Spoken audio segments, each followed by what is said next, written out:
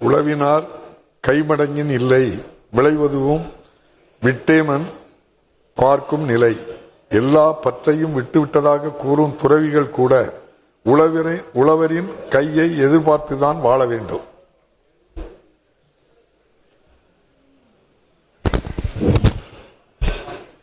ரெண்டாயிரத்தி 25-26 ஆண்டுக்கான வேளாண்மை நிதிநிலை அறிக்கை அளித்தல். மாண்புமிகு வேளாண்மை உழவர் நலத்துறை அமைச்சர் அவர்கள்.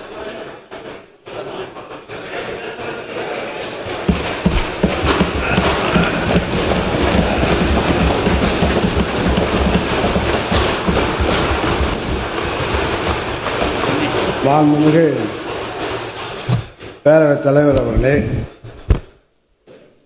பலகுடை நீழலும் தங்குடை கீழ் காண்பர், அலகுடை நீழலவர். பல்வேறு அரசுகளின் நிழல்களை தமது கொடை நிழலின் கீழ் கொண்டு வரும் வலிமை பெற்றவர்கள் உழவர்கள் என்று உழவர்களின் பெருமையினை ஐயன் திருவள்ளுவர் கூறியுள்ளார். உழவர்கள் பாதுகாக்கப்பட்டால் அவர்கள் அனைத்து மக்களையும் பாதுகாப்பார்கள் என்பதனை புறநானூறு.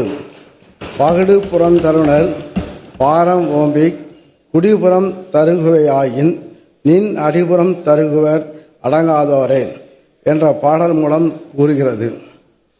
காளை மாடுகளை போற்றி உழவு செய்யும் உழவர்களின் சுமையை நீ குறைத்து அவர்களை பேணினால் அடங்காத உன் பகைவர் உன்னிடம் அடிபணிவர் என்று மன்னனுக்கு புலவர் அறிவுரை கூறுவதாக இப்பாடல் அமைந்துள்ளது. இதனை நன்கு உணர்ந்துதான் மாண்புமிகு தமிழ்நாடு முதலமைச்சர் அவர்கள் மேன்மைமிகு உழவு தொழிலையும் உன்னதமான உழவர்களையும் மேம்படுத்திட உதவிடும் வகையில் வேளாண்மையோடு உழவர் நலனையும் முன்னிறுத்தி வேளாண்மைக்கென தனி நிதிநிலை அறிக்கை தயாரிக்கப்படும் என்று அறிவித்தார். அதனை நிறைவேற்றும் வகையில் 2021-22 ஆண்டு முதல் இதுவரை 4 வேளாண்மை நிதிநிலை அறிக்கைகள் வெளியிடப்பட்டு பல்வேறு திட்டங்கள் சிறப்பாக செயல்படுத்தப்பட்டுள்ளன, தொடர்ந்து செயல்படுத்தப்பட்டு வருகின்றன. வேளாண்மை உழவு நலத்துறையின் அமைச்சராக வேளாண் நிதிநிலை அறிக்கையை 5வது முறையாக இம்மாமன்றத்தில் அளித்திடும் அரிய வாய்ப்பினை எனக்கு வழங்கியுள்ள மாண்புமிகு தமிழ்நாடு முதலமைச்சர் அவர்களுக்கு வேளாண் பெருமக்கள் சார்பாகவும் வேளாண்மை உழவு நலத்துறை சார்பாகவும் எனது உளங்கழிந்த நன்றியை தெரிவித்துக் கொள்கிறேன்.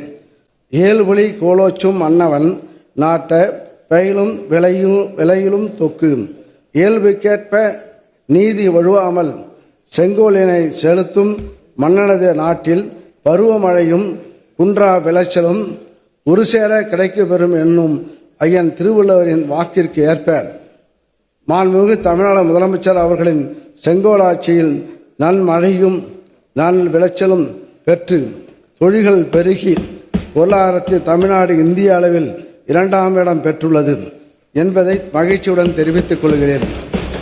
தமிழ்நாட்டில் வேளாண் பெருமக்கள் மற்றும் வேளாண் சார்ந்த சான்றோர்களின் நீண்ட நாள் கோரிக்கைகளை வேளாண்மை நிதிநிலை அறிக்கைகள் வாயிலாக நிறைவேற்றி இத்திருநாட்டில் தன்னிகரில்லா முத்திரை பதித்து வரும் மாண்புமிகு தமிழ்நாடு முதலமைச்சர் அவர்களுக்கு அனைவரின் சார்பாகவும் நன்றிகளை காணிக்கையாக்கி 2025-26 ஆண்டு பல புதிய திட்டங்கள் கூடிய வேளாண்மை நிதிநிலை அறிக்கையை இம்மாமன்றத்தில் படைப்பதில் பெரும் மகிழ்ச்சி அடைகிறேன்.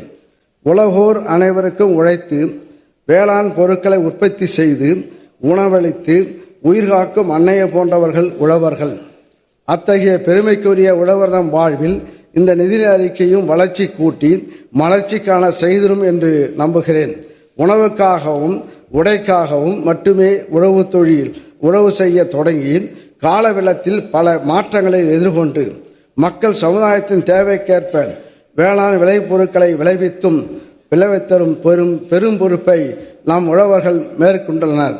இதனால் தற்போது வேளாண்மையானது அறிவியல் தொழில்நுட்பங்களின் துணை கொண்டு பல்கி பெருகி பல முன்னேற்றங்களை பெற்று இன்று துல்லிய வேளாண்மையாகவும் மின்னணு வேளாண்மையாகவும் செயற்கை நுண்ணறிவு தொழில்நுட்பம் வலைதளம் மூலம் செயல்படும் உணரிசார் தொழில்நுட்ப வேளாண்மையாகவும் பல அறிவியல் தொழில்நுட்பங்களை தன்னுள் ஈர்த்து கொண்டு வளர்ந்து கொண்டே இருக்கிறது. இது இன்னும் வளரும்.